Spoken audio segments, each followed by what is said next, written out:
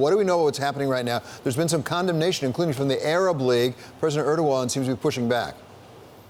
Right. It's really the second full day of Turkey's incursion into northern Syria, and that's really generated international condemnation of the move. And there's even a closed-door UN Security Council meeting going on about that incursion right now. President Erdogan has pushed back very strongly. He said in basically a threat to Europe that if the criticism doesn't tone down, he's willing to open the floodgates, he says, to millions of Syrian refugees who have resettled in Turkey, saying he'll push them into Europe. And as you remember, when that last happened at the early days of the Syrian civil war, that resulted in a big political earthquake across the continent, undermined Chancellor Merkel's government. It shook up politics in the UK. So Erdogan is trying to use whatever leverage he has to push back on what's been a widely condemned move into Syria. So, as you suggest, that threat from President Erdogan struck me at least as a potential doomsday machine for Europe if they really release millions of refugees into Europe.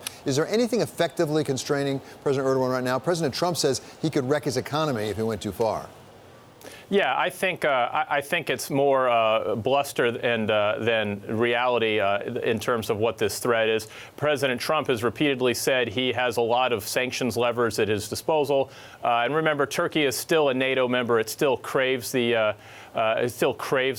role it has as the second biggest military in NATO. And obviously, angering most of your European partners is not the way to remain in that kind of alliance. So I think he's frustrated with the criticism his move has generated, but I don't think we're close to seeing refugees pushed into Europe at this point.